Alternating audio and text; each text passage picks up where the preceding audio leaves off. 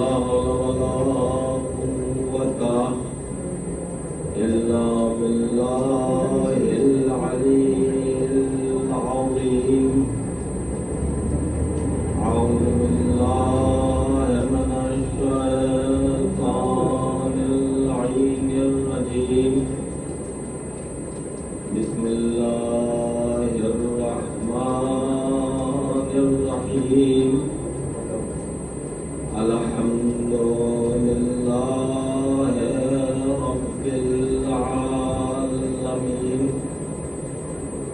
والصلاة والسلام على أشرف الأنبياء والمرسلين وخاتم النبيين مولانا أبي القاسم محمد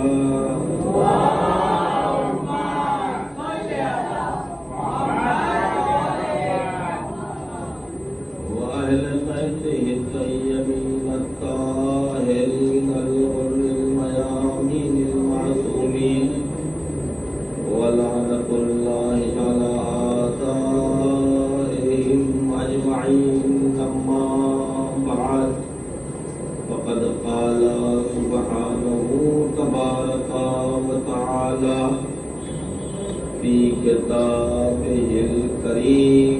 بسم الله الرحمن الرحيم.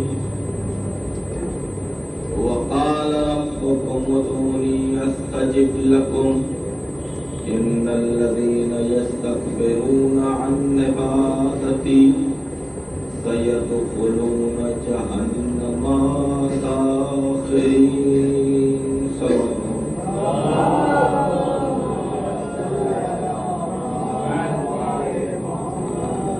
اللہ محترم،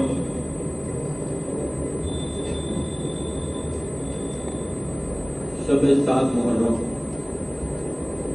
اور اس سلسلے کی 7ویں مجلس، جس میں آپ مسلسل میرے ٹوٹے پھوٹے جملوں کو سماعت کروا رہے ہیں، اور ہم نے آیت جو انتخاب کی سورہ غافر کی، جسے سورہ مومن بھی کہا جاتا ہے، 59 نمبر کی یہ آیت ہے۔ پروردگار اپنے ضعیف اور ناتواں بندوں کو حکم دعا دے رہا ہے۔ میں نے پہلے بھی کہا کہ پروردگار کا مجبوروں ناداروں کو حکم دعا دینا یہ اس کا کرم ہے، وگرنہ اس دنیا میں کوئی کسی سے کہتا نہیں کہ مجھے پکار دو۔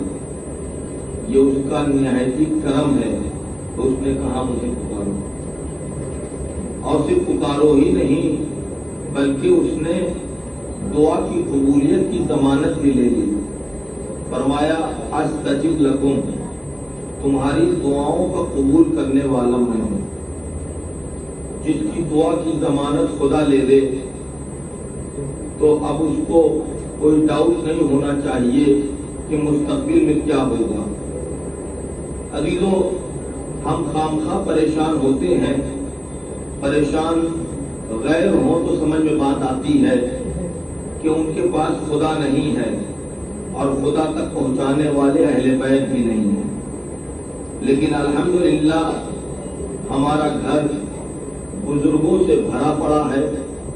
کسی کے پاس چلے جائیے، مشکل کشا کے پاس چلے جائیے، حسن مصطفیٰ کے پاس چلے جائیے، حسین شہید کربلا کے پاس چلے جائیے، زین العابدین علیہ السلام کے پاس چلے جائیے، جو دعاؤں کے امام ہیں، دعاؤں کے امام ہیں۔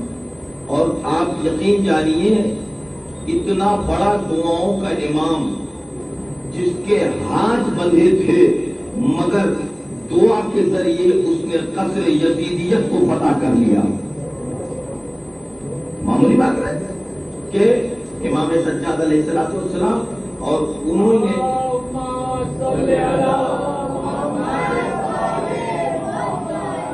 کتنا اچھا ہوتا کہ آپ تھوڑا سا قریب آ جاتے تاکہ ہم کو چیخنا بھی نہ پڑے اور آپ تک بات آسانی سے پہنچ جائے۔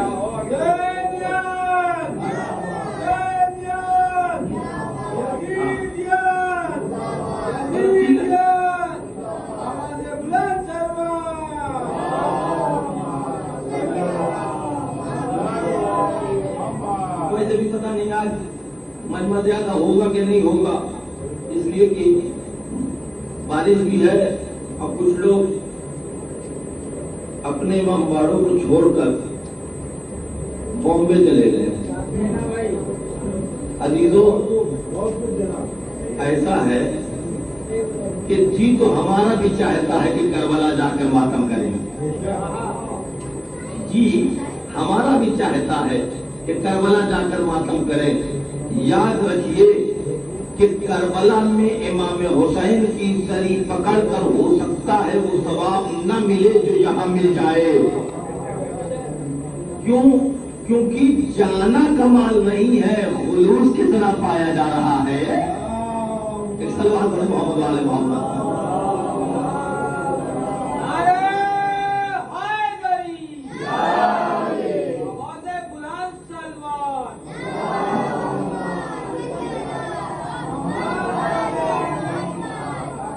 اس میں خلوص کتنا پایا جا رہا ہے۔ آپ دیکھیے، آپ بھی یو پی سائڈ کے تقریباً زیادہ تر، اور میں بھی یو پی سائڈ کا آدم کرتا ہوں، تو ہم اس بات کو محسوس کریں گے جو آپ محسوس کریں گے جو ہم کہیں گے، وہ یہ ہے کہ جتنے نوکری پیشہ چاہے تجارت کے سلسلے میں ہوں، چاہے کہیں جاب وغیرہ کر رہے ہیں شہر وغیرہ میں، محرم کا چاند نکلتا ہے تو اپنے وطن چلے جاتے ہیں، کیونکہ وطن کا محرم کیوں ہے؟ آپ نے کبھی سوچا کہ محرم وطن کا کیوں اچھا لگتا ہے؟ اس کی واحد وجہ یہ ہے کہ وطن میں آدمی انوالو رہتا ہے، اس میں لگا رہتا ہے، کہیں علم بنا رہا ہے، کہیں فرش بچھا رہا ہے، کہیں سبیل لگا رہا ہے۔ باہر جتنا اچھا ہو آپ تماشائی رہیں گے، ادادار نہیں رہیں گے۔ ایک صلوات پڑھیں محمد والے محمد۔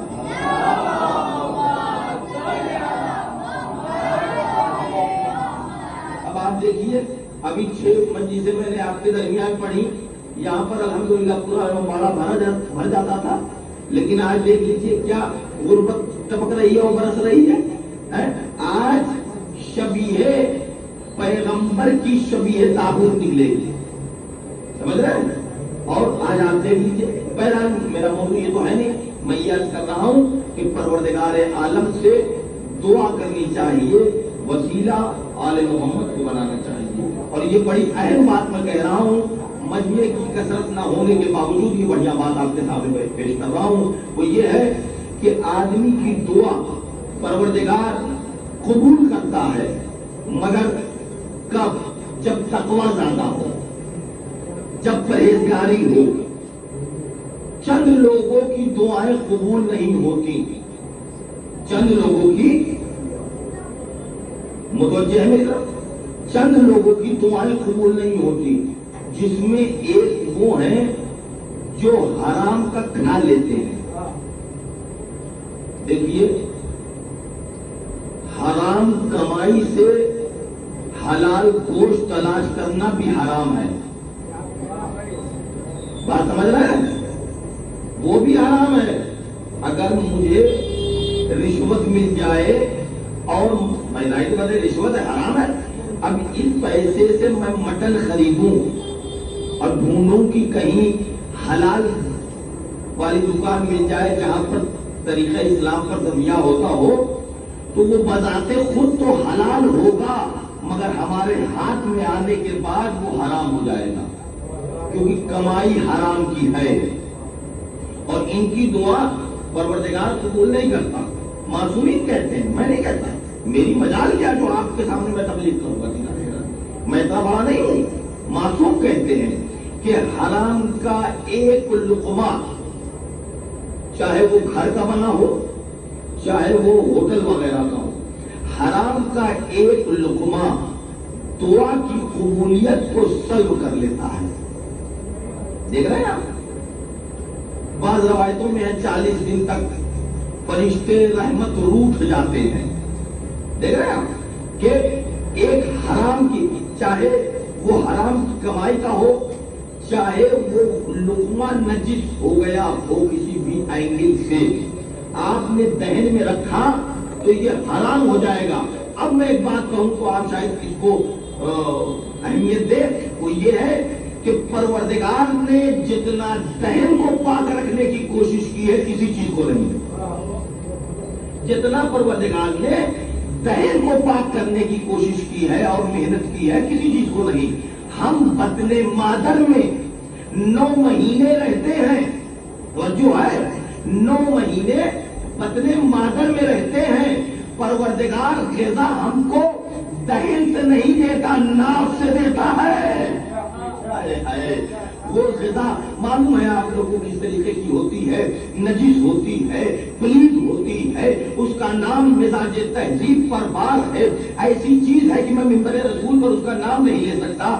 عزیزوں، اس نجس غذا سے ہم کو پروردگار حیات دیتا ہے، مگر ناف کے ذریعے سے، دہن کے ذریعے سے نہیں. اب دنیا میں بھیجتا ہے پروردگار، اب ہم کو پیسہ دیتا ہے، دولت دیتا ہے، طاقت دیتا ہے، ثروت دیتا ہے، عقل دیتا ہے، شعور دیتا ہے، علم دیتا ہے. جاؤ باہر جا کے کماؤ، طاقت میں نے دی، قوت میں نے دی، ثروت میں نے دی. اب تو تم نے پیسہ کمایا تو اب اختیار تمہارا ہے.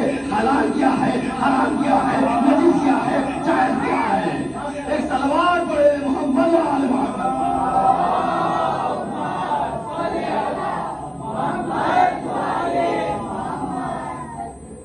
عزیزو، ہر آدمی اپنے گربان عمل میں جھانک کر دیکھے. میں ممبر پہ چاہے جیسا بھی لگوں لیکن کیسا ہوں یہ میں جانتا ہوں، اور مجھ کو مجھ سے زیادہ میرا خدا جانتا ہے کہ میں اب تم بھی ایسے ہو جو آ کر تبلیغ کرنے لگے. ظاہر بات ہے میرے میں اتنی تاب و تما نہیں ہے کہ میں آپ جیسے مومنی امام حسین کو ماننے والوں کو میں تبلیغ کر سکوں. لیکن اگر میں اپنی طرف سے کہوں تو گنہگار ہوں نا. لیکن اگر مذہب کہے، معصوم کہے، آپ کو بتاؤ کہ ابو دجانہ انصاری نام سنا ہے آپ نے؟ ابو دجانہ انصاری، یہ مدینے میں زندگی بسر کرتے تھے، صحابی رسول تھے. ان کا پڑوسی جو تھا وہ یہودی تھا. وہ صبح کی نماز نبی جب پڑھاتے تھے آپ پہلی صف میں کھڑے ہوتے تھے اور نماز پڑھتے ہی جیسے ہم لوگ کرتے ہیں، پیش امام ابھی اپنے وظائف انجام دے رہا ہے، ٹپا ٹپ اٹھنا پڑھو اور نکلو. ٹائم کہاں ممبئی نکلے، ہم نبی ممبئی میں زندگی بسر کر رہے ہیں، ہمیں ٹائم کہاں ہے، بھاگو بھاگ جاتے. اسی طریقے سے ابو دجانہ انصاری نبی کا صحابی، جلیل القدر صحابی رضی اللہ تعالی عنہ، یہ چلے جاتے تھے. نبی جو بعد از نماز صبح واعظ کہتے تھے، نصیحت کہتے تھے، حدیثیں سناتے تھے، تقریر کرتے تھے، آپ نہیں سنتے، چلے جاتے تھے. یاد رہے یہ زمانہ آج کا نہیں بگڑا ہے، کل کا بگڑا ہے. جیسے آج والوں کو ایٹھن ہوتی ہے، اپنا اعمال نہیں دیکھیں گے، دوسروں کا دیکھیں گے. اسی طریقے سے اس زمانے میں بھی تھا. کاش کے صحابیت سدھر گئی ہوتی، عزادار سدھر گئے ہوتے. جب وہاں نہیں سدھر تو یہاں کیا سدھریں گے؟ تو بہرحال وہ ابو دجانہ انصاری چلے جاتے تھے. صحابیت کو بڑا مروڑ ہوا. کہنے لگے رسول اللہ، ابو دجانہ انصاری آپ کی نصیحتیں نہیں سنتے، آپ کا واعظ نہیں سنتے، آپ جو حدیثیں بیان کرتے ہیں وہ ابو دجانہ انصاری گوش نہیں کرتے، وہ چلے جاتے ہیں. رسول اللہ تو بھائی سب چیز جانتے، رسول اللہ جیسے آگے دیکھتے ویسے پیچھے دیکھتے. رسول اللہ تو ہر رازہ ہے سربستہ کو جانتے ہیں، جو نہ جانے وہ کچھ ہو جائے رسول نہیں ہے. رسول جان رہے ہیں، لیکن اللہ رسول اور امام بھی اسی کو بناتا ہے جس کا ضبط بھاری ہو، جس کو اپنی زبان میں دیسی زبان میں کہتے چھچلی کا رہی، اس کو نہیں بناتا جو ضبط کے ہلکے ہوتے ہیں.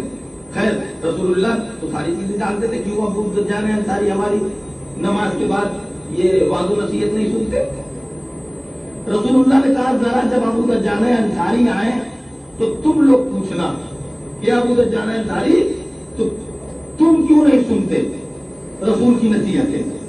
کہا ٹھیک ہے یا رسول اللہ آپ نے کہہ دیا، اب ابو دجانہ انصاری آئیں گے تو میں کہوں گا۔ اور میں یہ بات بتا دوں، ابو دجانہ انصاری اس جلیل القدر صحابی کو کہتے ہیں، ان لوگوں کو پڑھتا نہیں کوئی، ہم پر الزام لگتے ہیں کہ صحابیت کو ہم نہیں پڑھتے، ہم اسی صحابی کو پڑھتے ہیں جو زہرا کے دروازے پر جب عیسائی کرتے ہیں، ہر صحابی کو نہیں پڑھتے ہیں۔ سلمان ہے، ابو ذر ہے، مقداد ہے، اسی میں ابو دجانہ انصاری ہے۔ ابو دجانہ انصاری اس جلیل القدر صحابی کو کہتے ہیں کہ جب جنگ احد میں آپ کی تلوار ٹوٹ گئی، اور سنیے گا، ابو دجانہ انصاری کی جنگ احد میں تلوار ٹوٹ گئی تو منہ لٹکائے تو سپاہی سامنے سے بچ گیا، ابو دجانہ انصاری مار نہیں پائے، واپس آئے، چھوٹا سا منہ لے کر آواز دی، یا رسول اللہ ہم شرمندہ ہیں، تلوار ٹوٹ گئی۔ عزیزو عقیدہ ہو تو ایسا ہو، ایمان ہو تو ایسا ہو۔ رسول اللہ نے کہا تو گھبراتے کیوں ہو؟ لو یہ اس سے جنگ کرو، اس سے جنگ کرو کا مطلب سمجھ رہے ہیں؟ تلوار نہیں ہے، وہ کھجور کی ٹہنی ہے۔ آپ لوگ کی زبان میں ٹہنی کو کیا بولتے سمجھ لیجیے گا، کھجور کی ٹہنی تھی۔ رسول اللہ نے کہا لو ابو دجانہ جاؤ اس سے جنگ کرو، وہ بھی رسول اللہ کا صحابی تھا۔ اس نے کہا یا رسول اللہ دیجیے، اب جو اس نے فضائے بسیط میں لہرا کر ٹہنی سے وار کیا ہے تو ٹہنی سے سر اڑ رہے تھے، یہ ٹہنی سے سر نہیں اڑ رہے تھے، ابو دجانہ انصاری کا ایمان بول رہا تھا کہ رسول اگر ٹہنی دے دے تو وہ ٹہنی تلوار کا کام کرتی ہے۔ عزیزو کاش کے علی کی ولایت قبول کر لیتے ہیں، ایک صلوات پڑھے محمد وآل محمد۔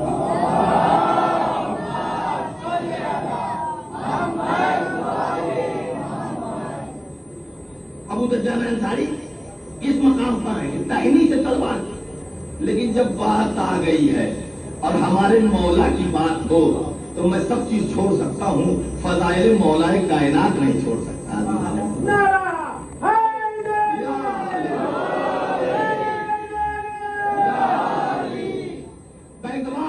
یہ تو ابو دجانہ انصاری کی تلوار ٹوٹی تھی نا، اب کیا کیجئے گا، کل ایمان فاتح خیبر و خندق جس کی بازوؤں کی مچھلیاں کروٹ بدلتی تھیں تو اسلام فتح یاب ہو جاتا تھا، جس کے دل میں شجاعت جلو در جلو چل رہی تھی، بیدوا تلوار چلایا علی نے، تلوار سے تلوار ٹکرائی تو لچ کھائی، علی نے اس کو درست کیا، کہا کہ ذرا ٹیڑھی نہ ہو، سامنے والا بھاگ جائے گا، بیدوا پھر تلوار چلائی، پھر تلوار پہ تلوار لڑی، پھر کج ہوئی، اب جو زور دیا تو پٹ سے تلوار ٹوٹ گئی۔ ادھر صحابی کی تلوار ٹوٹی تھی، یہ کل ایمان کی تلوار ٹوٹ گئی، فاتح خیبر و خندق کی تلوار ٹوٹ گئی۔ جب تلوار ٹوٹی مولا کائنات آئے، رسول اللہ بیٹھے تھے، کہا یا علی کیا ہوا؟ اب کیا بتاؤں، رسول اللہ 2-3 دفعہ تو تلوار ٹھیک کیا لیکن آخر میں تلوار پٹ سے ٹوٹ گئی، اب کیا کروں، تلوار میری ٹوٹ گئی۔ رسول نے کہا اچھا بیٹھ جاؤ تم بھی۔ صحابیت حیران کہ یا رسول اللہ ابو دجانہ انصاری کی تلوار ٹوٹی تو آپ نے ٹہنی دے دی اور ٹہنی تلوار کا کام کرنے لگی تو کل ایمان کو بھی دے دیجیے، علی کو بھی دے دیجیے، مولود کعبہ کو بھی دے دیجیے، وہی ٹہنی اور تلوار کا یہ کام کرے گی۔ آواز دیں گے رسول وہ صحابی میرا تھا تو میں نے دیا، یہ صحابی اللہ کا ہے۔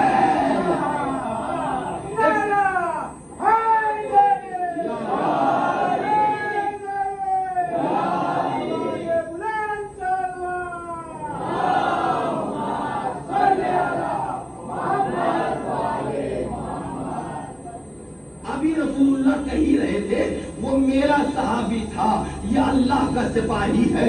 کئی دفعہ لوگوں نے جبریل کے پروں کی پھڑپڑاہٹ سنی، لا فتح الا علی، لا سیف الا ذوالفقار۔ دیکھ رہے ہیں آپ، آئی تلوار۔ اور ایک بات تو میں بابانگے دعا کہہ رہا ہوں، اب بزرگ معاف کریں گے، یہ بات بزرگوں کو بھی پتہ نہیں ہے، معاف کیجیے گا، جو میں پڑھنے جا رہا ہوں وہ یہ، اور حوالہ دے دوں، لیکن بغیر حوالے کے پڑھنے کی کوشش میں کم کرتا ہوں، حوالہ دے کے پڑھتا ہوں۔ وہ یہ ہے کہ صاحب روضۃ الصفا، اہل سنت والجماعت کے ہیں لکھنے والے، جنہوں نے روضۃ الصفا ایک کتاب لکھی ہے عربی میں۔ روضۃ الصفا میں یہ فقرہ ملا مجھے کہ جب وہ تلوار آئی تو اس کے دوہرے منہ تھے، اس کے دوہرے منہ، ذوالفقار کی تعریف کرتے ہیں، دوہرے منہ تھے، اور اس پر 12 حروف لکھے تھے۔ صاحب روضۃ الصفا لکھتے ہیں اس پہ 12 حروف لکھے تھے۔ بڑے چالاک ہیں، یہ نہ بتایا کہ 12 حروف کون سے تھے، لیکن اتنا پڑھ لینے کے بعد مجھ جیسے ناخندہ ذاکر کو ذرا حوصلہ بڑھا، اللہ وہاں سے جو چیز آتی ہے اتنا اشری ہوتی ہے۔ ایک صلوات پڑھے محمد و آل محمد۔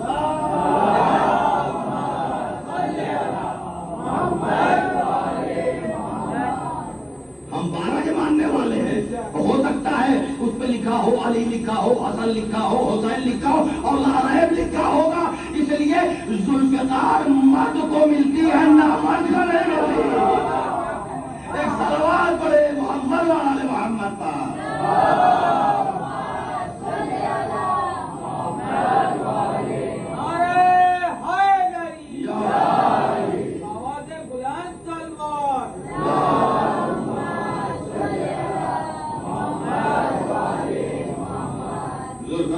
مرد کو ملا کرتی ہے، نامرد یہ بھی جملہ مرد اور نامرد یہ میں اپنی طرف سے کہہ رہا ہوں۔ اگر آپ کہیں مولانا کو نیو بامبے میں یہ جملہ نہیں کہنا چاہیے تھا ممبر پر بیٹھ کر کہ مرد اور نامرد، شرم کیجیے، شیو کیسی باتیں کرتے ہیں، مرد اور نامرد ہم ممبر رسول سے کہتے ہیں۔ ارے میں چاہے کچھ بھی ہو جاؤں، گناہگار ہوں، رسالت کی زبان سے جب نکل جائے، رسالت ماں نے یہی تو کہا تھا،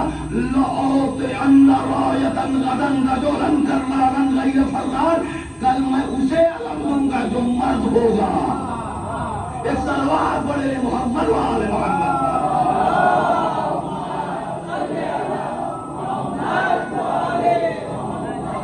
کل میں اسے علم دوں گا جو مرد ہوگا۔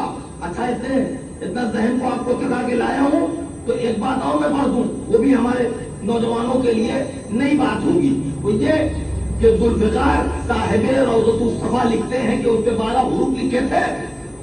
یہ ذوالفقار 2 دفعہ نازل ہوئی ہے۔ ہاں، ایک تو جنگ احد جو میں نے پڑھ دیا کہ جبریل لے کے آیا اور کہا کہ لا فتح الا علی، لا سیف الا ذوالفقار، اور ایک دفعہ ذوالفقار بہت پہلے رسول اللہ کیا جناب عیسیٰ بھی نہیں ابھی پیدا ہوئے تھے، دنیا میں آئے تھے۔ کب؟ ملک سبا کی مہارانی بلقیس جب وہ آئی ہیں سلیمان نبی کے پاس تو بہت سے تحفے تحائف لے کے گئی ہیں۔ بھائی آپ بھی کسی بڑے کے گھر جائیے گا، نہ کسی کے بڑے گھر جائیے منگنی لے کے جائیے گا تو خالی ہاتھ تھوڑی جائیے گا، اور وہ تو جا رہی ہیں ایک وقت کے نبی کے پاس، تو اس زمانے کا جو تحفہ تھا، گفٹ تھا، وہ لے کے گئی۔ تو اس میں جناب سلیمان کے سامنے بلقیس ملک سبا کی مہارانی کوئین وہ لے کے جا رہی ہے ذوالفقار۔ ابھی تو پتا چلا علی کے نام کا ڈنکا ہر زمانے میں تھا۔ ایک صلوات پڑھے محمد و آل محمد کا۔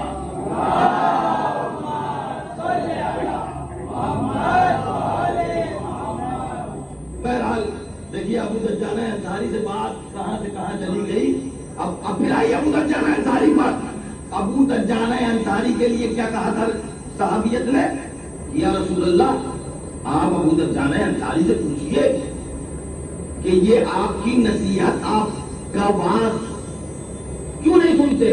رسول اللہ نے کہا نا ابھی تمہیں پوچھ لو، میں رہوں گا، تم پوچھ لینا۔ بیک دفعہ ساری صحابیت بیٹھی ہوئی تھی، رسول اللہ بیٹھے تھے درمیان میں، بیک دفعہ ابو دجان انصاری آئے، کچھ لوگوں کو چل تھی تو پوچھا ابو دجان انصاری رسول اللہ کچھ پوچھنا چاہتے ہیں۔ رسول اللہ نے کہا تم پوچھنا چاہتے ہو؟ بہت اچھا ہوا کہ رسول اللہ زندہ تھے، ان کے سامنے جھوٹ چل نہ سکا، کہا آپ پوچھو پوچھو، کیا پوچھ رہے ہو؟ اب تو پھنس گئے، رسول اللہ ہے کہنے لگے ابو دجان انصاری ہم کو یہ بات اچھی نہیں لگتی کہ تم رسول اللہ کی حدیثیں اور تقریر نہیں سنتے اور نماز صبح پڑھ کر اپنے گھر چلے جاتے ہو۔ ابو دجان انصاری نے کہا یا رسول اللہ میں بتاؤں کہ آپ نہیں توجہ بتائی آپ نے، یا رسول اللہ میں بتاؤں کہ آپ بتائیے گا؟ رسول اللہ نے کہا ابو دجان انصاری تم ہی بتاؤ، میں کہوں گا تو لوگ کہیں گے علم غیب ہے، حالانکہ میں جانتا ہوں، میں چاہتا ہوں اپنی فضیلت تم اپنے منہ سے بتاؤ تاکہ ان کا منہ تو بند ہو جائے۔ ابو دجان انصاری کا چشم رسول اللہ میں بتاتا ہوں۔ کہا کیا پرابلم ہے تم کو بتاؤ؟ کہا تم کیوں چلے جاتے ہو، بات نہیں سنتے؟ کہا میں اس لیے چلا جاتا ہوں رسول اللہ کہ میرا پڑوسی یہودی ہے، اور یاد رہے کہ بات کہاں سے نکلی ہے کہ ایک لقمہ حرام کا کھا لیا تو دعا 40 روز تک قبول نہیں ہوتی، سمجھ رہے ہیں؟ ابو دجان انصاری نے کہا یا رسول اللہ میرا پڑوسی ایک یہودی ہے، اس کے گھر میں ایک درخت ہے کھجور کا اور بہترین قسم والی اچھی نسل کی کھجور ہے، وہ ہو سکتا ہے اجوا رہی ہو، اس کا جو جھکاؤ ہے وہ میرے گھر میں ہے، اور صبح صبح جب کھجوریں پک پک کے گرتی ہیں تو ہمارے آنگن میں گر جاتی ہیں۔ یا رسول اللہ میں سب برداشت کر سکتا ہوں، میں یہ نہیں برداشت کر سکتا کہ میری اولادوں میں سے کوئی اولاد اس کھجور کو اپنے دہن میں رکھ دے۔ بھائی توجہ چاہ رہا ہوں، لوگ ہمارے یہ 1446 اور 2024 میں زندگی بسر کرنے والے مومنین اور والدین کہتے ہیں ہم کیا کریں، ہمارا بچہ مجلس میں اب دل نہیں لگتا، اس کو ماتم نہیں کرتا، نماز نہیں پڑھتا، دین سے کچھ الفت نہیں ہے۔ الفت کیسے ہوگی جب حرام کھلاؤ گے؟ ایک صلوات پڑھے محمد وآل محمد۔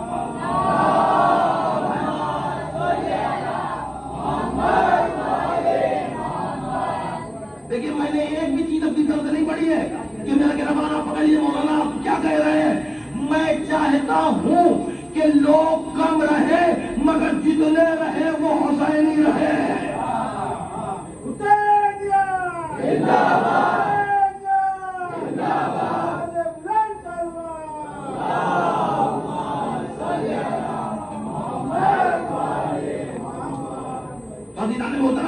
بڑی اچھی سماعت ہے، بڑی اچھی توجہات منظور ہو رہی ہے اور بہت اچھے انداز سے آپ سن رہے ہیں، خدا آپ سب کو سلامت رکھے۔ آپ سنیں عزیزان گرامی، بیگمہ کہتا ہے ابو دجان انصاری کہ یہودی کا پیڑ ہماری طرف جھکا ہوا ہے اور کھجوریں گرتی ہیں، میں نہیں چاہتا میری بچی یا میرا بچہ اس کھجور کو کھا لے۔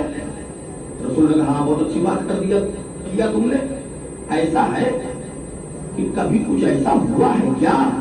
رسول اللہ چاہتے تھے کہ ابو دجان انصاری اپنی ساری بات بتائیں۔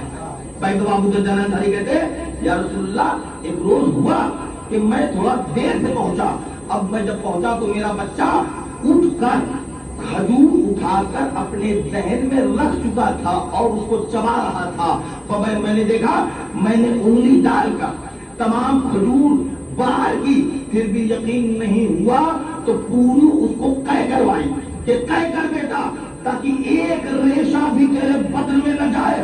تو رسول اللہ نے کہا ایسا تم نے کیا کیوں؟ یہ تو ظلم کیا۔ اب آدمی ظلم نہیں کیا، آپ کی حدیث ہے کہ ایک ریشہ حرام کا بدن میں چلا جائے گا، سب کچھ مل سکتا ہے، علی کی ولایت نہیں ملے گی۔ ایک صلوات پڑھے محمد وآل محمد۔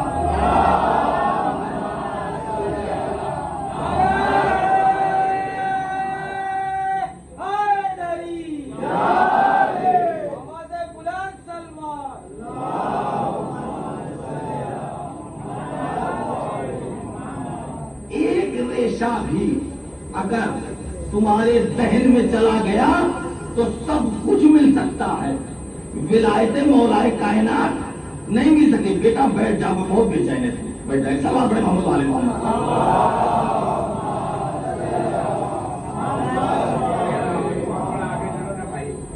ہاں آپ حضرات آواز آئے تھوڑا، حالانکہ ہم کو محبت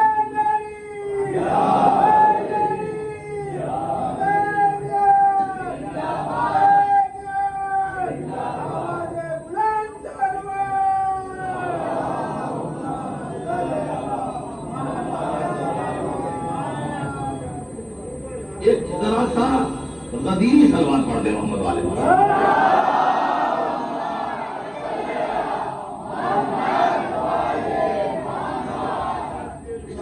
اب سنیں کہ ابو درجہ انصاری نے کہا میں نے اس کو قید کرا دی، رسول اللہ نے کہا شاباش سلامت رہو۔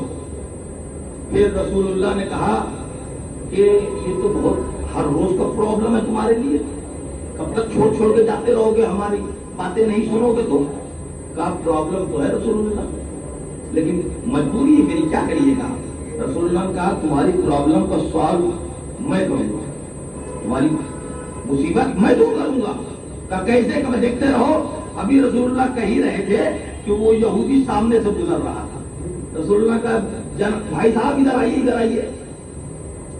یہودی آیا، بیٹھا رسول اللہ کے پاس۔ کہا رسول اللہ نے کہ میں وہ تمہارا درخت خریدنا چاہتا ہوں، وہ درخت بیچو گے؟ کہا میں کاہے کو بیچوں آپ کو، اسلام کا میں دشمن ہوں اور آپ اس کے نبی کہلاتے ہیں اپنے کو، میں درخت بیچ سکتا ہوں بھی آپ کا، وہ بہت مزدار درخت ہے، میں آپ کو کیوں بیچوں؟ اچھی نسل کی کھجور ہے میری، میں نہیں بیچوں۔ دیکھیے کسی کو راہ راست پہ لانا ہے نا تو نبی جیسا بھی کس طریقے سے نچلے طبقے پر آ کر گفتگو کرنے لگتا ہے کہ شاید سدھر جاؤ، شاید سدھر جاؤ۔ فرمایا رسول اللہ نے کہ وہ جو درخت ہے نا اس کے بدلے میرا ایک باغ ساحل مدینہ پر ہے، اس میں سے 10 پیڑ تمہارا۔ بھائی یہ تو میں خود ہوپلیس ہو گیا اس بات کو پڑھنے کے، میرا اتنا بڑا خود دل نہیں ہے کہ میں اپنی کمائی سے یا اپنی جائیداد سے کسی کو راہ راست پہ لگنا ہو، کسی کو حرام سے بچانا ہو تو کہہ دوں بھیا یہ 30,000 تمہارا میری طرف سے ہے، میں دے رہا ہوں تاکہ تم روز نماز پڑھو۔ پڑھو مت پڑھو ہم سے کیا مطلب ہے، لیکن یہ ہم کہہ سکتے ہیں کیونکہ ہمارے دل میں اسلام کا درد نہیں ہے، رسول اللہ اسلام کا درد سمجھتے ہیں کہ کوئی نسل خراب نہیں ہونے پائے۔ رسول اللہ درد سمجھتے، علی کی ذوالفقار درد سمجھتی ہے، اگر ایک بھی مومن پیدا ہونے والا ہے تو اس پر ذوالفقار نہیں چلتی ہے۔ دیکھ رہے ہیں؟ رسول اللہ نے کہا کہ میرا باغ ہے مدینے کے باہر کھجوروں کا، اس میں سے 10 درخت تمہارا، بدلے میں ایک درخت یہ دے دو ہم کو۔ اس نے مسکرایا، کہا یار مسلمان تو محروم ہوتے ہی ہے، کتنا بڑھیا رہے گا 10 درخت کے بدلے، ایک درخت کے بدلے 10 درخت مل رہا۔ کہاں منظور ہے؟ اسے کچھ پتا نہ تھا کہ مستقبل کیا ہونے والا ہے۔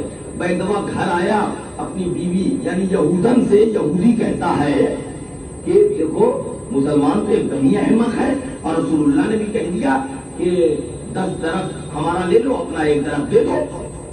کہا بہت اچھی بات ہے۔ یہودی کہتا ہے تم سمجھے نہیں تو کیا؟ کہا 10 درخت لینے کے باوجود یہ درخت ہمارے ہی گھر میں ہے، فائدہ تو ہر طرف سے ہمارا ہی ہے۔ صبح صبح کھجوریں ہم چن لیں گے، جو پیڑ کی رہے گی وہ توڑا کرے، کوئی بات نہیں، درخت تو ہمارے ہی گھر میں ہے۔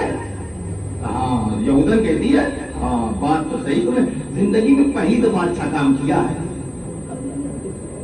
بیوی کبھی شوہر کی تعریف نہیں کر سکتی، کہا زندگی میں تم نے پہلی دفعہ ایک عقل مندی کا کام کیا ہے۔ عزیزان گرامی اسے پتا نہیں تھا عقل کل یہ سودا کر رہا تھا، کائنات کی روح و جان یہ سودا کر رہا تھا۔ بیدوا جیسے ہی صبح نمودار ہوئی، یہودی اور یہودن اٹھے کہ ہم وہ کھجوریں چن لیں تاکہ ہمارے کھانے میں کام آئے گی، بیدوا جو اٹھا تو دیکھا اب ہمارا ہی درخت ہمارے گھر میں نہیں ہے، وہ مسلمان ابو دجال انصاری کے گھر میں چلا گیا ہے، کیونکہ یہ رسول اللہ کا معجزہ تھا۔ تو میں اس واقعے کو اس لیے آپ کی خدمت میں پڑھا کہ آدمی سمجھے کہ حلال کمائی کیا ہوتی ہے اور حرام کمائی کیا ہوتی ہے۔ عزیزو، وقت بہت تیزی سے چلا گیا اور آج کی مجلس کی سب سے اہم چیز پڑھ کر زحمت تمام کیے دیتا ہوں آپ کی، وہ یہ ہے کہ اللہ نے کہا وقال ربکم ادعونی استجب لکم، تم مجھے پکارو ہم تمہاری دعاؤں کو قبول کرنے والے ہیں۔ جہاں پر آپ کو رمضان المبارک کی آیتیں ملیں گی وہاں ایک آیت ملے گی، وہ یہ ہے کہ نحن اقرب الیہ من حبل الورید، اے رسول ان سے کہہ دیجئے میں ان کی شہرگ حیات سے بھی زیادہ قریب۔ یہ اگر من میں بدبداتے ہیں تو ہم سن لیتے ہیں، اگر یہ زبان سے نہیں کہتے، زبان قلب حرکت میں آتی ہے تو میں اسے جانتا ہوں۔ خدا کہہ رہا ہے قرآن میں، خدا کو ہم جانتے نہیں، لم یلد ہے ولم یولد ہے ولم یکن لہ ہے کفوا احد ہے۔ ایک جگہ کہتا ہے لیسا کمثلہ شیء، جیسی کوئی چیز نہیں ہے، تو جیسی کوئی چیز نہ ہو اس خدا کو ہم پہچانے کیسے؟ عزیزو، آئیے مولا کائنات کے پاس تب خدا سمجھا جائے گا۔ اسی لیے تو اس نے کہیں اور نہ پیدا کیا، اپنے گھر میں پیدا کیا۔ نعرہ حیدریہ، زمانہ بلند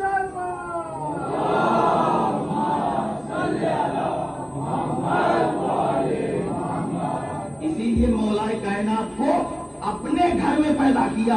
ابو طالب کی اور اولادیں تو تھیں، طالب، عقیل، جعفر، ام ہانی، یہ سب مولا سے بڑے ہیں، اور ام ہانی ہی چھوٹی ہیں جو بہن تھی مولا کائنات کی، وگرنہ سب 10-10 سال مولا کائنات سے بڑے ہیں، طالب 30 سال بڑے ہیں۔ تو جب سب ابو طالب کے گھر میں پیدا ہو سکتے تھے تو کیا ابو طالب کا گھر چھوٹا ہو گیا تھا علی کو پیدا کرنے کے لیے؟ لیکن اللہ کہے گا کیونکہ میں نے علی کو اپنے جمال و جلال و صفات کا مظہر بنایا ہے، اس لیے میں نے ابو طالب کا گھر نہیں چنا ہے، میں نے انتخاب کیا ہے اپنے گھر کا، کہ اس کا اٹھنا بتائے کہ اللہ کیسا ہے، بولنا بتائے اللہ کیسا ہے، گفتگو کرنا بتائے اللہ کیسا ہے، اس کی خوشی اس کی ناراضگی بتائے اللہ کیسا ہے۔ عزیزان وطن، اتنا آیا آپ کو ذہنوں کو تھکا کے، اس کی مثال آپ کو ملے گی، اس کا بھی میں حوالہ دے دوں تاکہ آپ دوسرے مولوی کو نہ ستائیں، ہم کو ہی ستائیں۔ وہ یہ ہے کہ یہ واقعہ جو ہے کہ اللہ جو ہے ہمارے دل کی بات سن لیتا ہے، اس کو ہم کو پیش کرنا ہے، سمجھانا ہے آپ کو۔ آج کی مجلس کا تحفہ ہے علی اکبر علیہ السلام کے تحفے میں۔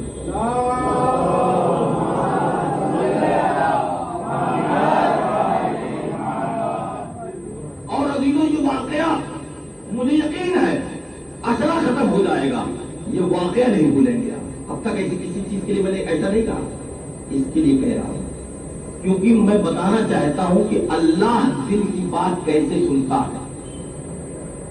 شہید دست غیب جن کا نام سید محمد حسین تھا، جن کی کتاب ہے برہانہ کبیرہ، بہت مشہور کتاب ہے، انہوں نے اپنی کتاب میں اس بات کو تحریر کیا کہ ایک فقیر مولا علی شاہ نجف غالب کل غالب علی ابن ابی طالب علیہ السلام کے بعد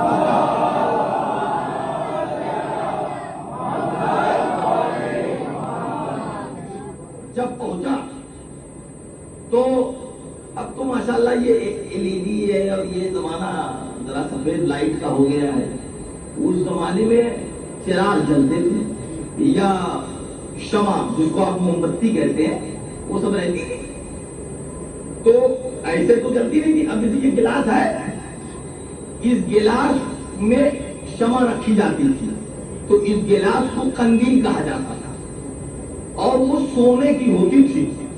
یاد رکھیے آج ہی سے مولا کے مزار پہ سونا نہیں ہے. جب سے علی کی قبر بنی اور اس پہ زری کا کٹیرا رکھا گیا تب سے علی کی روضے پر سونوں کی کمی نہیں ہے. اس لیے جناب امیر ہے. بہرحال سونا ہی سونا. وہ فقیر تھا ہماری برادری کا. ہاں گیا دیکھا قندیل لگی ہوئی ہے, اس میں مومی شمع لگی ہوئی ہیں. کہتا ہے مولا تمہیں اس قندیل کی قطعاً ضرورت نہیں ہے, مگر یہ قندیل مجھے مل جائے تو میری تو دنیا ہی پلٹ جائے. ذات کا فقیر تھا, دل کا امیر تھا, کسی اور کے دروازے پہ نہیں گیا کیونکہ سخاوت امیر المومنین جانتا تھا. یاد رکھیے مر جائیے بھوکے مگر فقیروں کے دروازے پہ مت جائیے. جب علی رکھ رہے ہیں, جب آپ کے پاس علی جیسا مشکل کشا ہے اس کے دروازے پہ جائیے. کوئی دوسرا مدد کرے گا تو مدد کر کے گائے گا, علی تو مدد کر کے بھول جاتا ہے. کہا اس قندیل کی قطار تمہیں ضرورت نہیں ہے علی, اگر یہ قندیل مجھے مل جائے تو میری تو دنیا ہی پلٹ جائے. نہ جانے کس دل اور کس طرف سے اس فقیر نے کہا, پیدو پٹ سے قندیل ٹوٹ کر گری اور اس فقیر نے قندیل اٹھائی اور اپنے جھولے جھولی کشکول جو بھی کہہ لیجیے اس میں رکھ لیا. ادھر اس نے کشکول میں قندیل رکھی, ادھر خادموں میں سے ایک خادم آگے بڑھا, ادھر قندیل نکالو. اس نے کہا جناب میرے مولا نے قندیل دی ہے, بات مانو. مولا دینے والے, 24 گھنٹہ میں یہاں پہ نوکری کرتا ہوں اور تم کہتا ہوں مولا دینے والے. کہا میں نے کہا میرے مولا نے قندیل دی, میری بات کیوں نہیں مانتے؟ اس نے کہا میں یقین سے کہتا ہوں مولا نے نہیں دیا ہے قندیل. ابھی تو کچھ سمجھا آپ نے, پاس رہنا ایمان کی پختگی کی دلیل نہیں ہے. ایک صلوات پڑھے محمد والے محمد.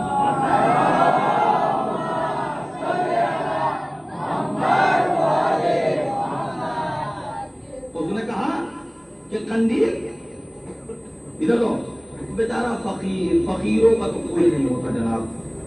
اس نے چھوٹا سا منہ بنایا اور قندیل واپس کر دی. جب قندیل واپس کر دی تو واپس ہو لیا. دوسرے دن پہنچا, آج جو ہے لیکن بات یہی دکھی تھی, پر آج خالی قندیل دیکھتا ہے اور قبر مطہر مولا کائنات پر نظر ڈالتا ہے, کچھ کہتا نہیں ہے. پیغام پٹ سے قندیل ٹوٹ کر گری, اس نے فٹ سے اٹھایا, اس نے پھر جھٹ سے چھین لیا. جب چھینا تو اس نے پھر کہا کہ دیکھو آج تو میں نے کچھ کہا بھی نہیں, میرے مولا نے قندیل دے دی. اس نے کہا مولا دینے والی ادھر لیا قندیل. کچھ سمجھے آپ, مولا جب آج اس نے مانگا نہیں تو آپ نے سنا کیسے؟ میں توجہ چاہ رہا ہوں, آپ نے سنا کیسے؟ علی آواز دیں گے, بتا دینا زمانے کو, جب دل کی آواز علی سن لیتا ہے تو وہ تو اللہ ہے, سمیع ہے, بصیر ہے, علیم ہے, خبیر ہے. کیسے نہیں سنے گا؟ تم پکارو, دل کی آواز سے پکارو, چاہے زبان کی حرکت سے پکارو, پکارو. وہ سننے والا ہے, وہ سمیع ہے, وہ بصیر ہے, وہ علیم ہے, وہ خبیر ہے. تو نے کہا مولا دینا ادھر قندیل واپس کر دیا. جناب پھر چھوٹا سا منہ لے کے واپس کر دیا. اس نے تیسرے دن آیا تو فقیر کا غصہ دیکھیے گا. لکھنے کے ذمہ دار سید محمد حسین دستخیب شیرازی ہیں جو شہید ہیں. انہوں نے کہا کہ فقیر غصے میں آیا اور آن کر کہتا ہے علی مجھے قندیل نہیں چاہیے. جواب دیجیے گا دینا مولا, مولا ہی مجمع ہے میرے سامنے. آواز دی آج مجھے قندیل نہیں چاہیے. ریزن بتایا, کہا اس لیے نہیں چاہیے کہ میں سب برداشت کر سکتا ہوں، کوئی یہ کہہ دے کہ علی نے نہیں دی ہے، یہ نہیں برداشت کر سکتا ہوں۔ کہ علی مجھے قندیل نہیں چاہیے، بس اپنی غلامی میں لیے رہیے۔ پٹ سے قندیل گری، اس نے پھر لے لیا، خادم نے پھر چھینا، تو اب تو چیلنج کر دیا تھا نا اس نے، کہا کہ علی مجھے قندیل نہیں چاہیے، تو اب علی کے اوپر واجب تھا کہ فقیر کے دہن میں اپنے الفاظ رکھ دیں۔ خالق نہج البلاغہ ہے، موجزے کی کمی نہیں ہے اس کے پاس۔ جو جملہ کہتا ہے نا، فقیر سوچ نہیں سکتا کہ اس کے دہن سے ایسا فقرہ نکلے گا، یہ ہو سکتا ہے علی نے کہلوایا ہو۔ آواز دی، جب خادم نے چھیننا تھا تو فقیر نے کہا ذرا تنہائی میں بیٹھ کر سوچنا کہ نماز صبح کے بعد دروازہ کھلتا ہے اور 11 ساڑھے 11 بجے رات تک یہ دروازہ کھلا رہتا ہے روضے کا، دنیا کے لوگ آتے ہیں زیارت کرنے کے لیے، کسی کے سامنے قندیل نہیں گرتی، جب میں ہی آتا ہوں تو کیوں گرتی ہے؟ یہ فقرہ فقیر کا نہیں ہو سکتا، یہ خالق نہج البلاغہ نے اپنے الفاظ اس کے ذہن میں رکھ لیے۔ بس جیسے ہی کہا نا فقیر نے کہ ذرا سوچنا کہ میں ہی آتا ہوں تو کیوں قندیل گرتی ہے، ذرا تنہائی میں بیٹھ کے سوچنا۔ سید دستغیب کہتے ہیں کہ کانپ گیا خادم، یہ بات تو بڑا عجیب کہہ گیا۔ جب تک وہ سوچ کے خود اپنے کنٹرول میں ہوتا، نارمل حالت میں آتا، فقیر چلا گیا۔ یہ زمانہ تھا سید مرتضیٰ علیہ الرحمہ۔ سید مرتضیٰ معلوم ہے کون ہے؟ سید مرتضیٰ سید رضی کے بھائی ہیں، وہ بھی بڑے۔ سید رضی کون ہے؟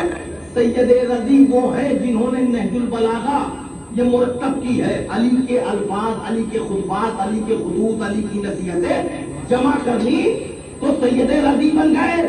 ان کے بڑے بھائی ہیں جو مرجع ہیں، سید رضی مرجع نہیں تھے، آیت اللہ سید رضی نہیں تھے، سید مرتضیٰ تھے۔ ان کی پورے کائنات پر مرجعیت قائم تھی۔ سنو مرجعیت کا پاور کیا ہوتا ہے۔ پہلی دفعہ سید مرتضیٰ کے پاس فقیر پہنچا، کہا سرکار ایک فقیر آتا ہے، نہ جانے کیا بدبداتا ہے، نہ جانے کیا کہتا ہے دل کی زبان میں کہ قندیل گر جاتی ہے، فقیر لے لیتا ہے اور میں چھین لیتا ہوں، آپ کہیے تو قندیل میں واپس کر دوں۔ سید کہتے ہیں قندیل واپس کرو گے؟ کیوں واپس کرو گے؟ روزے کی چیز ہے، لاؤ روزے میں۔ سید نے تو فتویٰ دے دیا، اب کوئی ہے دم درود والا جو قندیل فقیر کو دلا دے، بات ختم ہو گئی۔ پہلی دفعہ دستغیب شیرازی واقعے کو آگے بڑھاتے ہیں، کہتے ہیں کہ انہوں نے دن میں فتویٰ دیا، جب عبادت خدا سے فارغ ہوئے تو ان کو مصلی ہی پر نیند آ گئی۔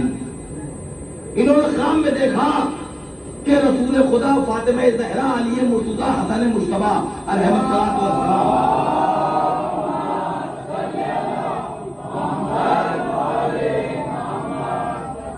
یہ تمام لوگ پنجتن پہنچے ہوئے ہیں، یہ دیکھ رہے ہیں۔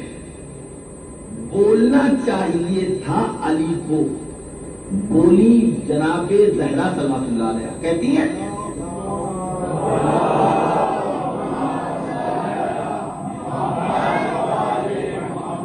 بہت اچھا کام، آپ کو سلامت رکھے خدا۔ جب بھی معصومین کا نام آئے تو صلوات ضرور پڑھیں۔ تو بہرحال تو سید دیکھ رہے ہیں خواب میں کہ جناب زہرا بولتی ہے، کہتی ہے بابا آپ علی سے کیوں نہیں کہتے کہ قندیل دی دیں؟ رسول اللہ کا علی قندیل کیوں نہیں دے رہے ہو؟ مولا کائنات نے کہا یا رسول اللہ میں نے 3 روز تک تو قندیل دی ہے، اب کیا کروں؟ لفظ جا کے دیکھ لیجیے گا، میں نے حوالہ دے دیا ہے۔ سید دستغیب شیرازی کہتے ہیں، علی کہتے ہیں میں کیا کروں، اب تو سید نے فتویٰ دے دیا ہے۔ کچھ سمجھے آپ، جس مرجع کا احترام علی کرے، یہ ٹکے ٹکے کے اپنے کو مولائی کہنے والے اور اخباری کہنے والے جس کا احترام علی کرے۔ عزیزو ہمارے امام حدیث ہے کہ میری غیبت میں ہمارے علماء یعنی وہی مرجع، علماء سے مراد مرجع، کہ ہمارے علماء ہماری غیبت میں ہمارے وکیل ہیں، یہ تم پر حجت ہے، ہم ان پر حجت ہے، ہم پر خدا حجت ہے۔ اگر یہ فتویٰ دیتے ہیں صحیح ہو گیا تو ہم تو ثواب دیتے ہیں، اور اگر غلط ہو گیا تب بھی ایک ثواب دیتے ہیں کہ انہوں نے محنت کی ہے، کیونکہ سدھارنے کے لیے میں تو ہوں ہی، اور آج تک ایسا ہوا ہی نہیں کہ کسی مرجع نے غلط فتویٰ دے دیا ہو، کیونکہ ہمارا مرجع ہے، خلیفہ نہیں ہے۔ ایک صلوات پڑھے محمد وآل محمد۔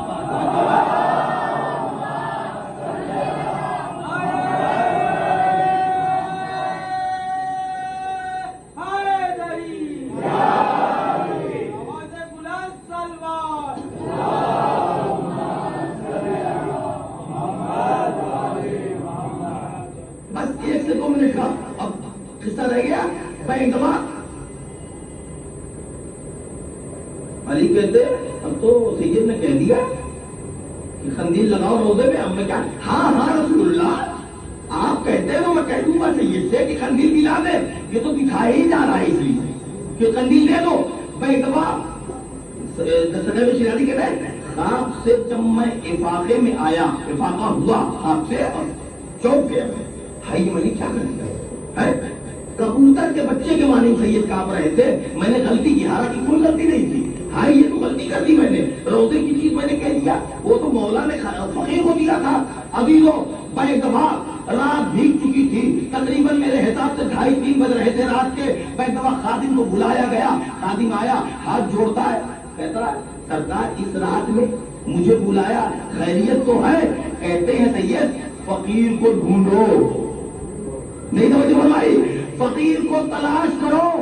ابھی تو علی کے دروازے کے فقیر کی عزت یہ ہوتی ہے زمانہ تلاش کرتا ہے۔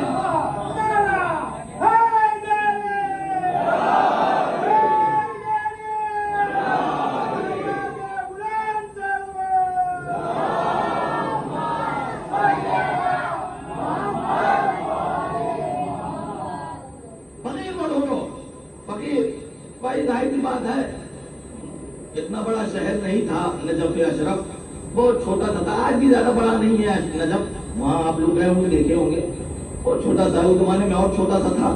کسی کھنڈار ونڈار میں فقیر مل گیا رات کے کسی گوشے میں، تو بازو پکڑ کر خادم نے فقیر کو کھڑا کر دیا، خیریت تو سرکار قندیل کو لے چکے ہو، اب کاہے کو ہم کو پریشان کرنے آئے ہو؟ کہا سید نے بلایا ہے، سید نے بلایا، کیا کام پڑ گیا؟ سید اور مجھ جیسے فقیر؟ فقیر نے کہا چلو وہی جانتے، میں کچھ جانتا نہیں۔ خادم نے کہا بتا دیتا، ہو سکتا ہے نہ جاتا۔ بیگوا فقیر پہنچا، اب آپ میں لفظوں میں نہیں صحیح بیان کر سکتا، آپ کو سوچ سکتے ہیں کہ اگر آپ جائیں زیارت کے لیے اور آپ کے پاس کوئی آ جائے خادم اور کہے کہ آپ کو سستانی صاحب بلا رہے ہیں،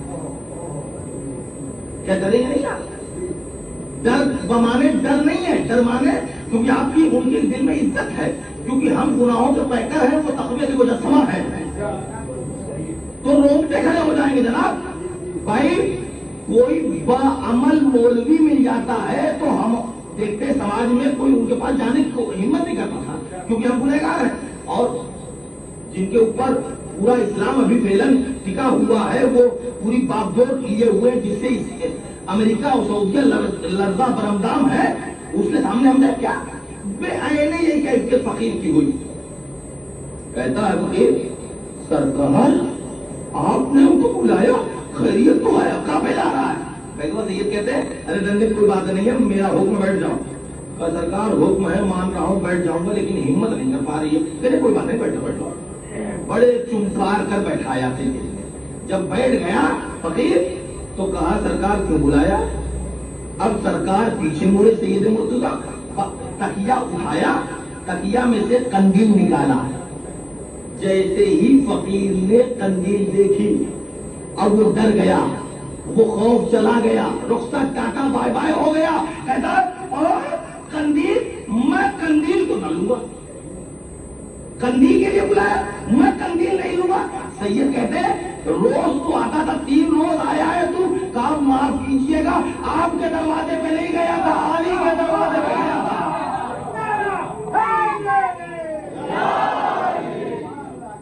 آپ کے دروازے پہ نہیں گیا تھا، علی مرتضیٰ کے دروازے پہ گیا تھا، میرے مولا نے دیا اور الحمدللہ آپ لوگوں نے چھین لیا، قندیل میں نہیں لے سکتا۔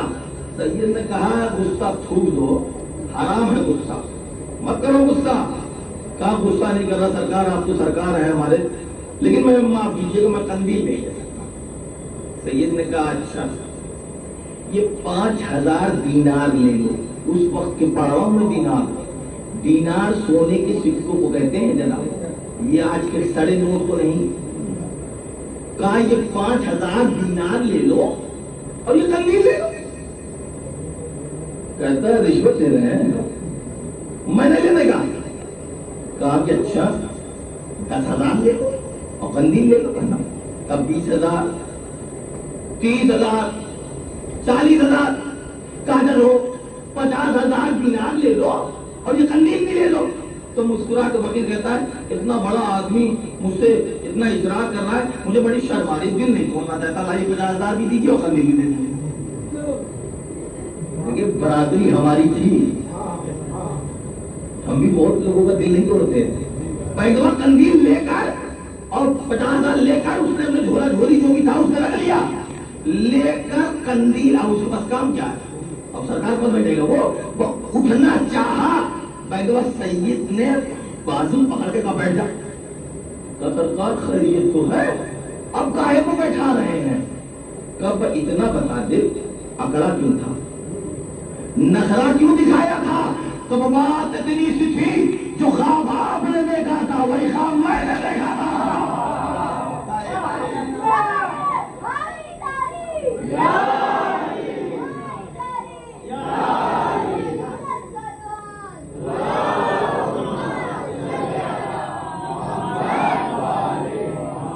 بس بات اتنی سی تھی کہ جو خواب آپ نے دیکھا تھا وہی خواب میں نے دیکھا تھا۔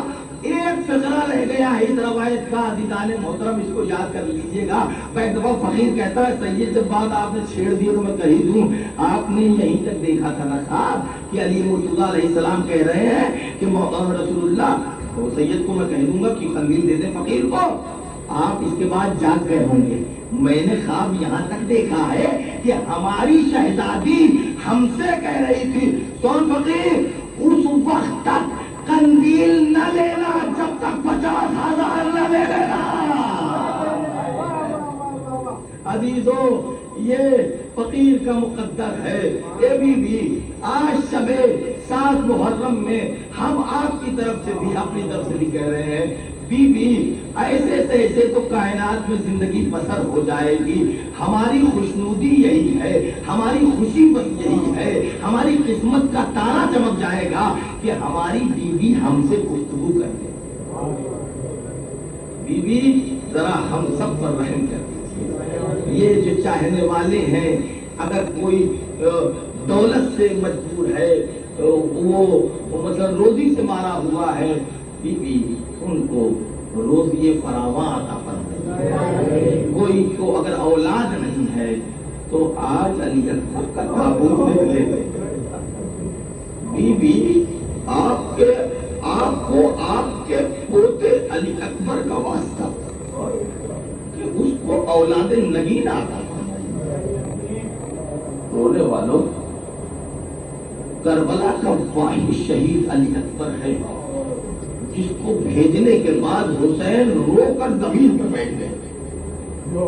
عباس کو بھیجا مگر حسین روئے نہیں، قاسم کو بھیجا روئے نہیں، لیکن جب علی اکبر کو بھیجا تو روئے بھی اور پروردگار کی جانب دعا کی۔ اب کہا پروردگار گواہ ہے نا، اب میں اسے بھیج رہا ہوں جو رفتار میں، گفتار میں، اٹھنے بیٹھنے میں تیرے رسول سے مشابہت رکھتا تھا، یعنی رسول اللہ کے سلسلے میں بتا رہے ہیں امام حسین کہ میں جس کو دیکھتا تھا، یعنی رسول اللہ کی زیارت کر لیتا تھا۔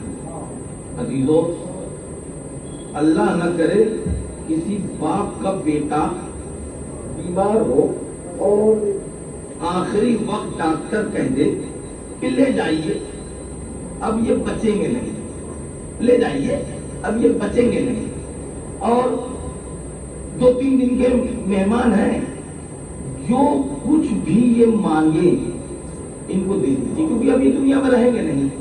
عزیزو، ماں غریب، باپ غریب، چاہے جتنے بھی غریب ہو جائیں، پر ایک دفعہ جب بچہ آنکھ کھولے اور کہے کہ ابا ہم کو انار کھانے کو جی چاہ رہا ہے، اور باپ رکشہ چلانے والا ہو، عزیزو دشمن کے دروازے چلا جائے گا، کہے گا ہم ایسے تیسے کر کے ہم پیسے دے دیں گے، آج ہمارا لالا، آج ہمارا بیٹا اس نے انار مانگ لیا ہے، ہمارے پاس پیسے نہیں ہیں۔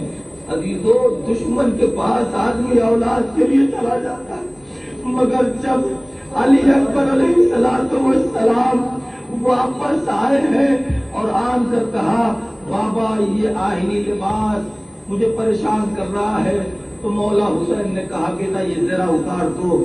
کہا بابا مگر پیاس سے دم نکلا جا رہا، جو ساقی کوثر کا پوتا ہو۔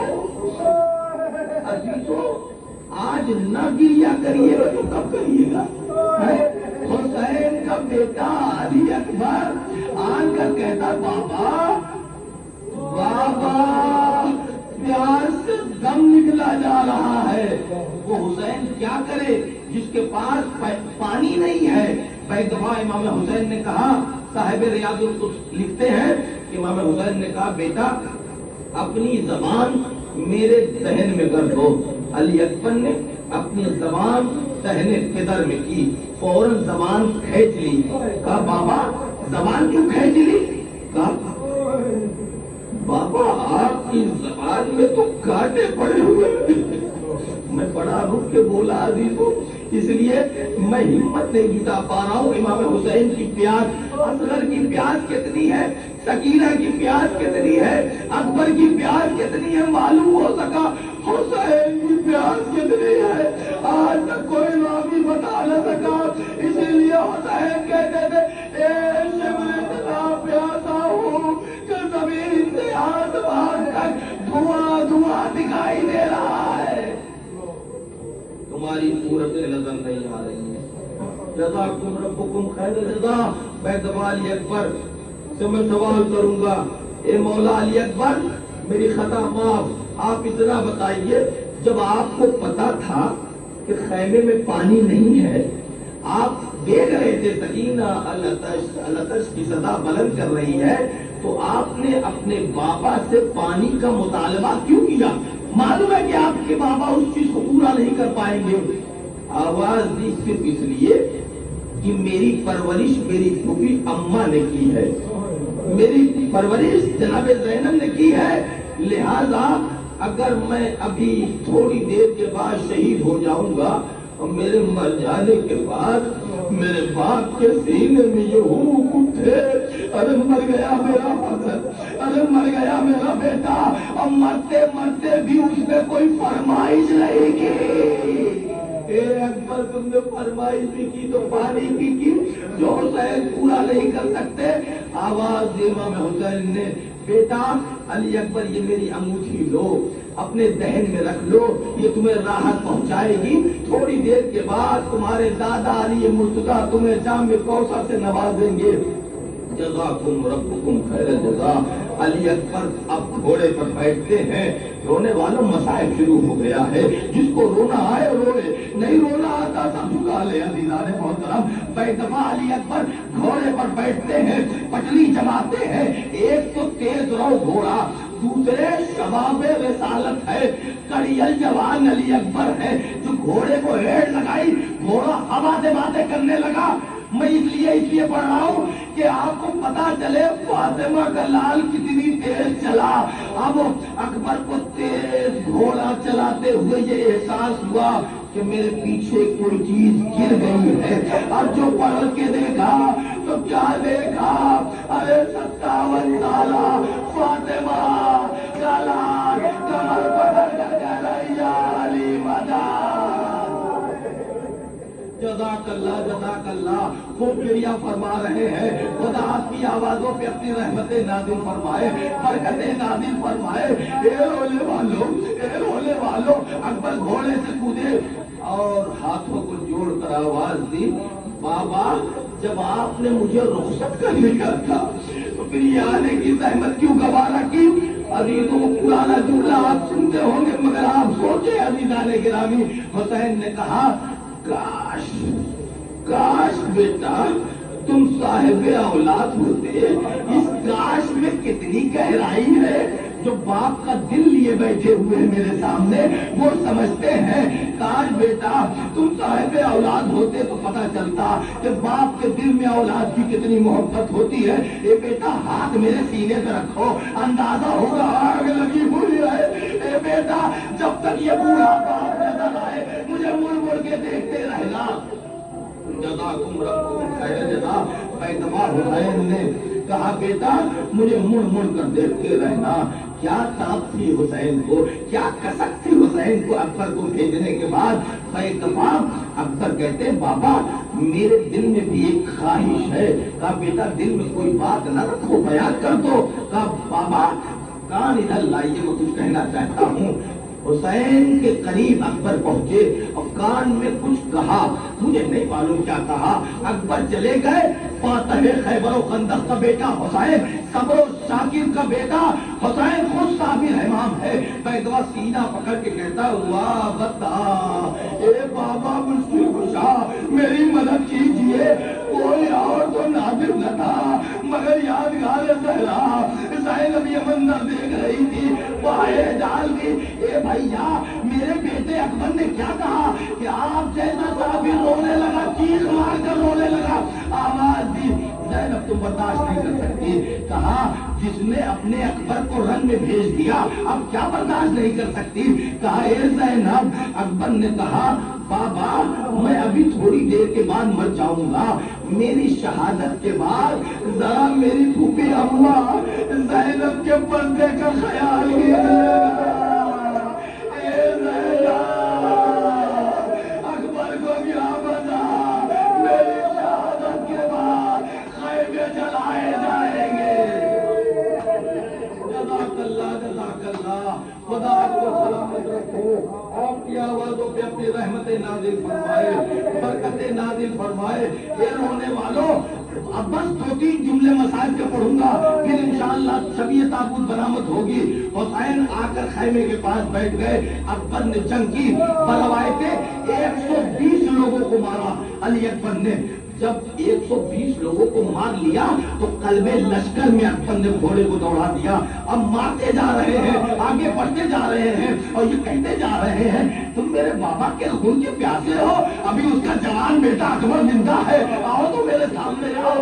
ابھی تو اکبر بڑھتے جا رہے ہیں، کہتے جا رہے ہیں میں خیبر و خندق کا پوتا ہوں، فاتح خیبر و خندق کا پوتا ہوں، کہتے جا رہے ہیں۔ پیغمبر انس نے ایسا چھپ کر برچھی کا وار کیا کہ اکبر کے سینے میں وہ برچھی اتر گئی۔ ابھی تو آپ دل سنبھال کے سنیے گا، دل دکھ جائے تو مجھ جیسے کو معاف کیجیے گا۔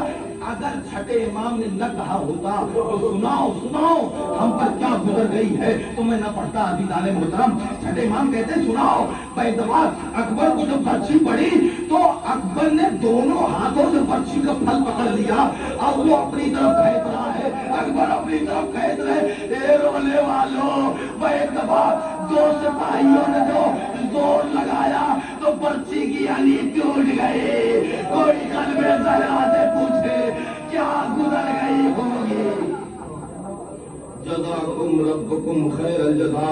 خدا آپ کی آوازوں پہ اپنے رحمتیں نازل فرمائے، برکتیں نازل فرمائے۔ رونے والوں میں یہ عرض کرنے جا رہا ہوں پر تھوڑی دیر کے بعد جب اکبر کو برچھی لگی تو آواز دی بابا میرا سلام آخر قبول کیجیے۔ واحد اکبر ہے کربلا کے شہید جس نے حسین کو پکارا نہیں کہ بابا مدد کے لیے آئیے، واحد شہید ہے جو کہا بابا میرا سلام آخر، یعنی کہنا چاہتے بابا آنے کی ضرورت نہیں ہے، بابا میں جانتا ہوں آنکھوں کی بصارت جا چکی ہے، کمر خمیدہ ہو چکی ہے۔ ایک دفعہ اکبر کی آواز سنی، حسین دوڑے دوڑے گرے، اٹھے چلے، گرے اٹھے، اٹھے گرے، سنبھلے اور ہر کام میں کہتے تھے یا علی مدد، یا علی مدد، یا علی مدد، کمر پکڑتے تھے، منہ کے بل گر جاتے تھے، اٹھتے تھے کہتے تھے یا علی مدد۔ اے حسین کس علی کو بلا رہے ہو، کس علی کو بلا رہے ہو؟ نجف کے علی کو بلا رہے ہو یا کربلا کے علی اکبر کو بلا رہے ہو؟ آواز دیں گے کہ میں دونوں علی کو بلا رہا ہوں، میں دونوں علی کو بلا رہا ہوں، نجف کے علی کو بلا رہا ہوں، مولا ذرا مدد کیجئے، اللہ نے مشکلات میرے بیٹے اکبر نے پکارا ہے اور اکبر کو بلا رہا ہوں تاکہ آواز دے، بیٹا مجھے دکھائی نہیں دے رہا ہے، تمہاری آواز کے سہارے یہ بوڑھا باپ تمہارے تک پہنچنا چاہتا ہے۔ جزاکم ربکم خیر جزا۔ علی اکبر کے پاس حسین ابن علی پہنچے، عالم یہ تھا حسین جب پہنچے تو اکبر کا دایاں ہاتھ سر کے نیچے تھا، بائیں ہاتھ سے برچی کا پھل پکڑے ہوئے تھے، بے دفعہ ایڑی رگڑ رہے ہیں۔ حسین کہے اے اکبر تیرے بعد زندگی کا مزہ چلا گیا ہے، میرا لال چلا گیا ہے۔ ایک دفعہ حسین روتے روتے اپنے لبوں کو اکبر کے لبوں پہ رکھ دیا، اے بیٹا یہ بوڑھی نظریں اب کس کو دیکھے گی؟ جزاکم ربکم خیر جزا۔ علی اکبر نے کہا بابا میں چاہتا ہوں کہ آخری دفعہ میں اپنی اماں کا چہرہ دیکھ لوں، اماں ام لیلا کا اپنا چہرہ دیکھ لوں۔ ایک دفعہ حسین نے کہا بیٹا گھبرانے کی بات نہیں ہے، ابھی حسین زندہ ہے، تیرا باپ زندہ ہے، پکا کر آواز دی بیٹا ذرا سہارا دینا، تیرے باپ کی کمر ٹوٹ گئی ہے، ذرا سہارا دینا۔ اکبر نے کہا ہاں بابا۔ ایک دفعہ حسین نے اکبر کو کمر سے پکڑا، اکبر سے کہا بیٹا میری کمر پکڑ لو۔ اکبر نے ایک ہاتھ کمر پہ لگایا، دوسرا ہاتھ اٹھا نہیں۔ ایک دفعہ آواز دی بیٹا اس طریقے سے میں خیمے میں آپ کو نہیں لے جا سکتا۔ آواز دی بابا میں دوسرا ہاتھ ہٹا نہیں سکتا۔ ارے حسین نے سنا، فوراً اکبر کو لگایا، بیٹا کیا ہو گیا؟ کہا اے بابا ذرا دیکھ لیجئے، اللہ نہ کرے کسی باپ کو وہ منظر دیکھنے کو ملے جو حسین نے دیکھا، برچی کا پھل ٹوٹا ہوا ہے۔ حسین نے آستین الٹی، آواز دی بیٹا ذرا سنبھالنا اپنے کو، برچی کے پھل میں ہاتھ دیا، آواز دی بابا خیبر کا در اکھاڑنا آسان ہے، جوان کے سینے سے برچی کا پھل کھینچنا بڑا دشوار ہے۔ جو کہہ کر کہا